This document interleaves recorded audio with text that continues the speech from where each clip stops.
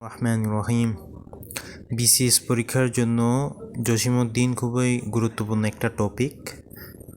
প্রায় সময় জসিমউদ্দিন থেকে এরকম গ্রন্থ, ভ্রমণ কাহিনী, উপন্যাস এসে থাকে বিসিএস পরীক্ষায়।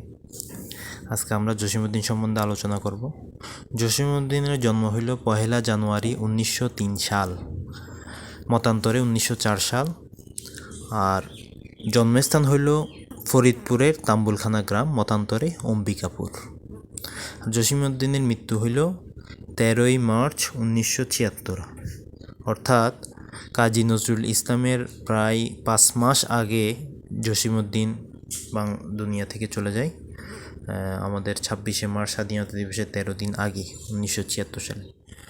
জসিমউদ্দিনের যে কাব্যগ্রন্থ, তার মধ্যে উল্লেখযোগ্য 6টা এখানে আলোচনা হইল: রাখালি, ধানক্ষেত, বালুচর, সজন বাদিয়ার ঘাট, নকশিকাতার মাঠ এবং মাটির কান্না। আমরা সংক্ষেপে এভাবে মনে রাখতে পারি যে রাখালরা ধান খেতে, বালুচরে, মাঠে ঘাটে, মাটিতে গরু চড়ায়। এই সংক্ষিপ্ত ক্লু থেকে আমরা মনে রাখতে পারি যে রাখালরা থেকে রাখালি, ধানক্ষেত থেকে ধানক্ষেত, বালুর মাঠে বালু দিয়ে বালুর চর, মাঠ থেকে নকশিকাতার মাঠ, মাঠে ঘাটে, ঘাট থেকে সজন বাদিয়ার ঘাট, আর মাটিতে থেকে মাটির কান্না। এভাবে আমরা কবিতার গ্রন্থগুলো মনে রাখতে পারি। জসিমউদ্দিনের যে ভ্রমণ কাহিনী, তার মধ্যে উল্লেখযোগ্য 2টা হলো: চলে মুসাফির, হলদে পরীর দেশে। আমরা এটা ছন্দ আকারে মনে রাখতে পারি যে মুসাফির চলতেছে হলদি পরীর দেশে। এখান থেকে আমরা দুটোটা মনে রাখতে পারি যে ভ্রমণ কাহিনী 1 নম্বর চলে মুসাফির, 2 নম্বর হইল হলদে পরীর দেশে। উপন্যাস, একমাত্র উপন্যাস বোবা কাহিনী 1964 সালে রচনা করে। জসিমউদ্দিনের একমাত্র উপন্যাস বোবা কাহিনী 1964 সালে রচনা করে। জসিমউদ্দিনের নাটকের মধ্যে আছে মধুমালা, বেদের মেয়ে, গ্রামের মায়া, পদ্মাপার। এটা উল্লেখযোগ্য। এগুলো হলো জসিমউদ্দিনের নাটক: মধুমালা, বেদের মেয়ে, গ্রামের মায়া, পদ্মাপার।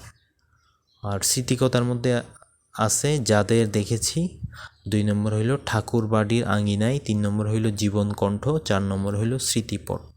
তাহলে জসিমউদ্দিনের স্মৃতিকথা হইল যাদের দেখেছি, ঠাকুর বাড়ির আঙিনায়, জীবন কণ্ঠ, স্মৃতিপট। জসিমউদ্দিনের যে কবিতা কবর, এটা একটা এলিজি কবিতা, যেটাকে আমরা শোক কবিতাও বলি।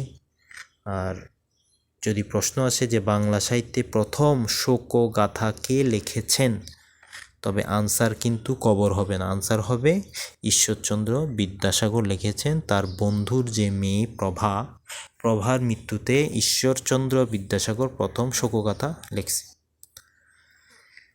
আমরা এর সাথে আলোচনা করব আজকে যে উপেন্দ্র কিশোর রায় এবং তার বংশের যে রাইটাররা আছে তাদের সম্বন্ধে। উপেন্দ্র কিশোর রায় হইল দাদা, তার ছেলে হইল, বাবা হইল সুকুমার রায়, সুকুমার রায়ের ছেলে হইল সত্যজিৎ রায়, আর সত্যজিৎ রায়ের ছেলে অর্থাৎ সুকুমার রায়ের নাতি হইল সন্দীপ রায়। তাহলে আমরা এখান থেকে মনে রাখতে পারি যে উপেন্দ্র কিশোর রায় দাদা, সুকুমার রায় বাবা, সত্যজিৎ রায় ছেলে, আর সন্দীপ রায় হইল নাতি। এদের মধ্যে উপেন্দ্র কিশোর রায় সন্দেশ নামে একটা পত্রিকা সম্পাদনা করে। দাদা উপেন্দ্র কিশোর রায় সন্দেশ নামে একটা পত্রিকা সম্পাদনা করে। তার উল্লেখযোগ্য গ্রন্থের মধ্যে আছে ছোটদের রামায়ণ, তার লেখা প্রথম বই ছোটদের রামায়ণ। টুনটুনির বই, এটাও উপেন্দ্র কিশোর রায়ের লেখা। উপেন্দ্র কিশোর রায়ের ছেলে সুকুমার রায়, তার ছদ্মনাম হইল উজ্জনাম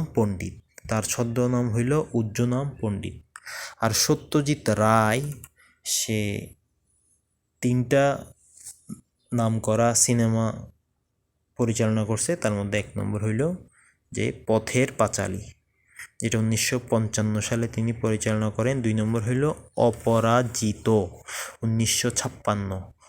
অপরাজিতা হইল একটা ফুলের নাম, যেটা যতীন্দ্রমোহন বাগচি একটা কবিতার গ্রন্থ রচনা করছে, কিন্তু এটা হচ্ছে অপরাজিত। পরাজিত মানে লুজার, অপরাজিত মানে উইনার, 1956। এবং 3 নম্বর হলো অপুর সংসার 1959।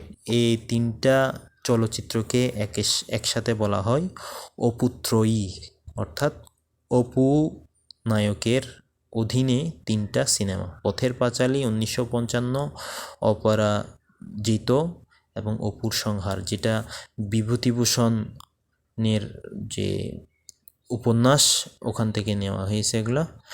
আর এই জন্য সত্যজিৎ রায় 1992 সালে ভারতরত্ন সম্মাননা ভারত সরকার থেকে পায়।